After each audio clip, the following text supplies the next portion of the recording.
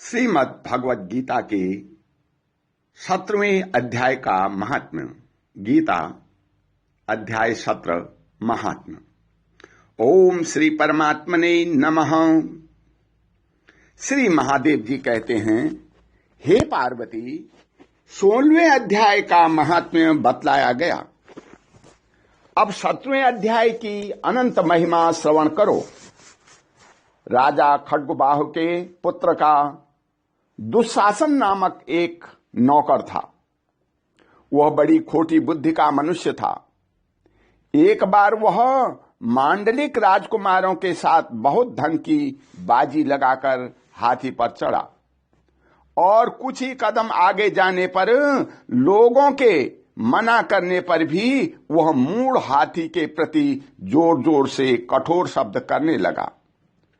उसकी आवाज सुनकर हाथी क्रोध से अंधा हो गया और दुशासन पैर फिसल जाने के कारण पृथ्वी पर गिर पड़ा। दुशासन को गिरकर कुछ कुछ उच्छ्वास लेते देख काल के समान निरंकुर हाथी ने क्रोध में भरकर उसे ऊपर फेंक दिया। ऊपर से गिरते ही उसके प्राण निकल गए। इस प्रकार कालवश मृत्यु को प्राप्त होने के बाद उसे हाथी की योनि मिली और सिंहल द्वीप के महाराज के यहां उसने अपना बहुत समय व्यतीत किया।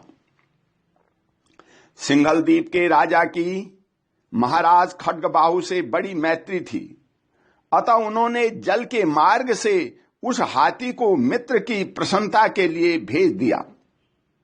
एक दिन राजा ने श्लोक की समस्या पूर्ति से संतुष्ट होकर किसी कवि को पुरस्कार रूप में वह हाथी दे दिया और उन्होंने 100 स्वर्ण मुद्राएं लेकर उसे मालव नरेश के हाथ बेच दिया।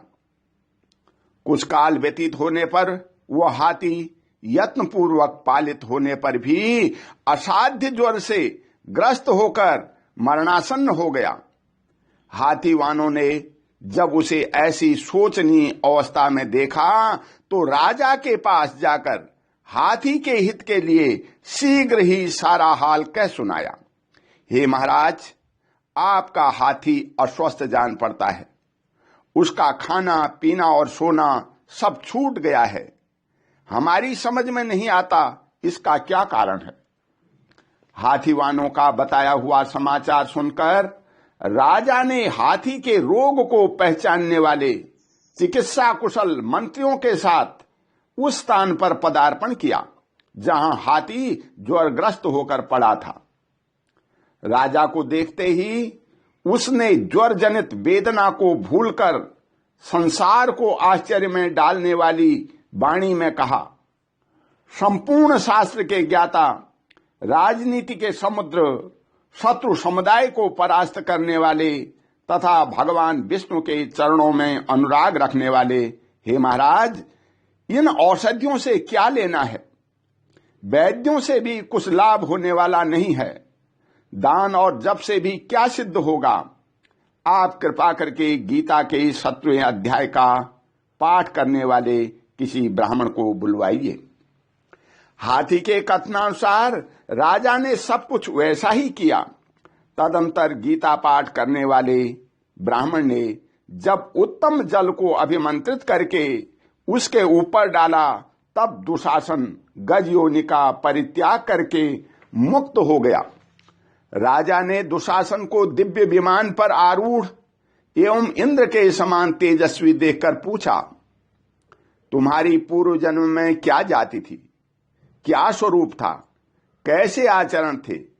और किस कर्म से तुम यहां हाथी होकर आए थे? ये सारी बातें मुझे बतलाओ। राजा के इस प्रकार पूछने पर संकट से छूटे हुए दुशासन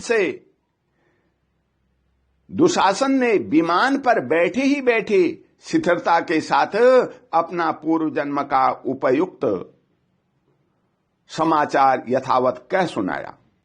तत्पश्चात नरश्रेष्ठ मालव नरेश भी गीता के 17वें अध्याय का पाठ करने लगे। इससे थोड़े ही समय में उसकी मुक्ति हो गई। ओम शांति शांति।